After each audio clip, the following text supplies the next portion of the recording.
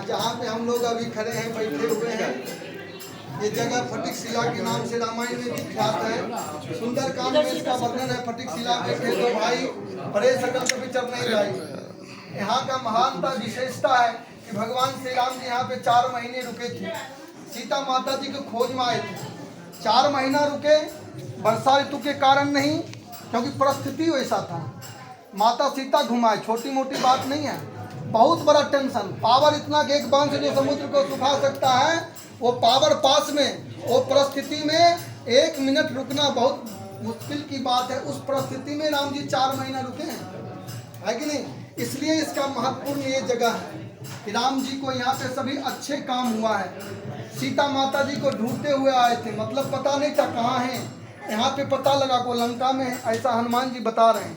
हनुमान जी भगवान के पास में प्रणाम करके रहते हैं। अकेले में हो तो कैसे भी रहेंगे, लेकिन भगवान के पास रहते हैं तो प्रणाम करके। यहाँ पर एक ही जगह है जो ऐसे करके हैं, घुटने के बल पे बैठे हैं। बताते हैं चरत व्यंची चूड़ा मोहिनी रघुपति हृदय लाश नन्ही। सुंदरकांड का ही चौपाई है जो चलते समय माता जी ने पुरुष के दो पे चूड़ामणि दी थी। मात मोहि दीजिए कछ चिन्ह जैसे रघुनायक मोहिना चूड़ामणि उतार। चौपाई जो आती है, चूड़ामणि जो दिए थे वो भगवान पे अर्पण करते हुए घुटने के बल पे बैठे हुए। उनके पास किन्हीं के पास शस्त्र नहीं है। शस्त्र इसलिए नहीं है कि भगवान हम जीव को मैसेज दे रहे हैं, संसार को, कि संसार में टेंशन कितना भी बड़ा हो, जब तक शांति नहीं मिलेगा तब तक काम नहीं होगा। राम जी जब तक ढूंढा, पावर लेकर के ढूंढा था, पावर हाथ में था, धनुष्बाण था जो समुद्र को सुखा सकता है, वो पावर कहीं गया हुआ नहीं था। लेकिन न सीता मिला न सेना। सोचने की बात है, इतना सेना, बंदर सेना का वर्णन है, सब इसी पहाड़ पर तो बैठा नहीं होगा। और बंदर सेना कोई बंदर नहीं थे, बंदर तो रावण बोलता था, वो कपि थे जो एक अवतारी पुरुष थे और एक प्रजाति हुए, है कि नहीं, जो एक मनुष्य के भांति सब कुछ जानते थे और ज्ञानी थे। हनुमान जी को, क्योंकि बंदर एक पशु होता, कुछ बोल नहीं सकता है कि नहीं, और हनुमान जी बंदर तो थे नहीं। तो ये प्लेस में भगवान श्री राम जी को सभी कपि सेना यहाँ पर ही मिले हैं, इसलिए कि भगवान राम जी यहाँ आकर शांत हुए हैं। और शांत होने की प्रतिक्रियाएं बताए हैं राम जी, कि संसार में बताते हैं राम जी कि टेंशन हो तो अपने पावर को ढोते मत रहो, पावर को याद मत करो। पावर को याद करोगे तो टेंशन मुक्त नहीं हो पाओगे। तो राम जी ने यहाँ धनुष्बाण को त्याग कर दिए हैं, धनुष्बाण यहाँ नहीं है। दूसरा, भगवान सिखाए कि अगर टेंशन में हो तो अपनी इंद्रियों को भी मत चलाओ। इसलिए इंद्रियां चलेगा, शरीर का परेशानी बढ़ेगा तो शरीर का टेंशन भी बढ़ेगा, और टेंशन बढ़ेगा शरीर में रोग का प्रवेश हो जाएगा।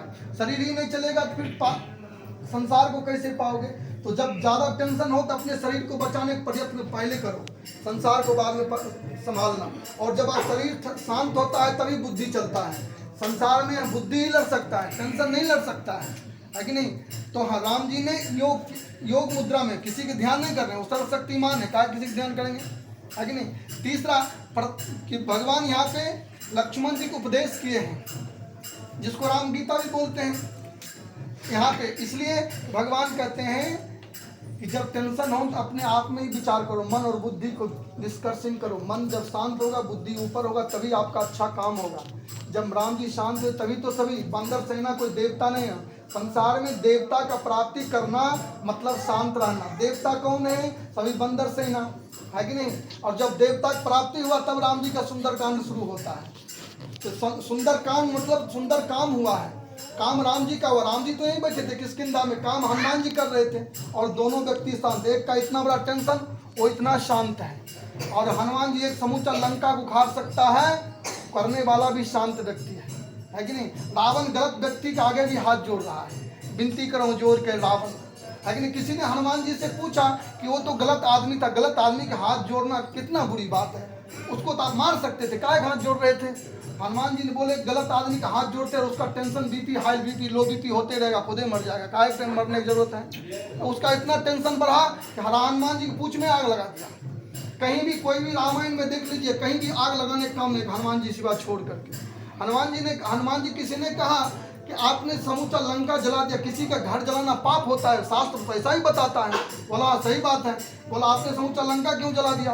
बोला बदनाम हमको कर दिया, लंका तो खुदे जला लिया था, है कि नहीं? हम यहाँ से कुछ सोच कर भी नहीं गए थे कि हमको लंका जलाना है, तेल माचिस, है कि नहीं?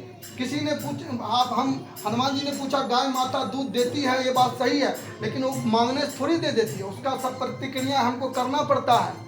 फिर हमको खुद निकालना पड़ता है, तब वो देती है।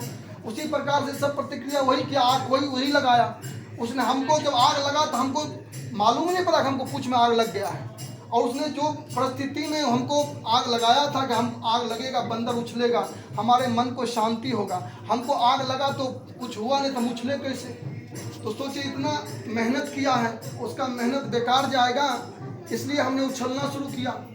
हमारा पूंछ लंबा था, थोड़ा आग लग रहा था, जहाँ पूंछ गिरा वहीं पर आग लग गया, बदनाम हम हो गया, आग तो खुद लगा लिया था उसने। तो टेंशन में, संसार में अपने आप को आग आदमी खुद लगाता है, टेंशन ले करके, किसी से जल करके। जलना अपने शरीर को जलाना होता है, और शरीर किसी लंका से कम, सोने से कम नहीं है, सोना भी, लंका भी सोने का ही था, है कि नहीं?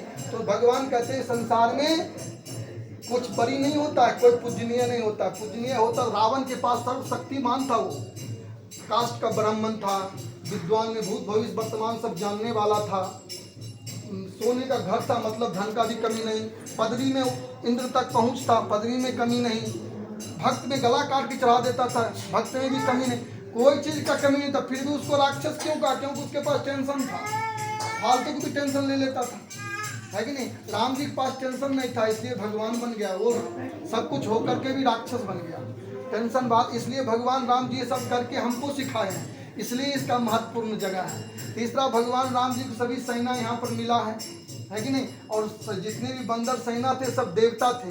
धर्म संस्थापना, विश्व कल्याण के लिए इस पृथ्वी लोक में सबका अवतार हुआ था, वो सब फर्स्ट टाइम यहाँ पर मिले हैं। देवलोक के बाद पृथ्वी लोक में भक्त और भगवान के रूप में धर्म संस्थापना, विश्व कल्याण के लिए इस जगह में सब एक दूसरे से मिले, इसलिए इसका जगह का महत्वपूर्ण जगह है कि नहीं?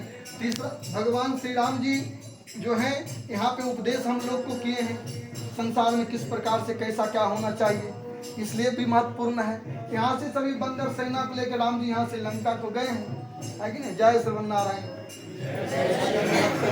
सुंदर कांड है, जहाँ पे आप लोग बैठे हैं, कभी सेना था, ये सभी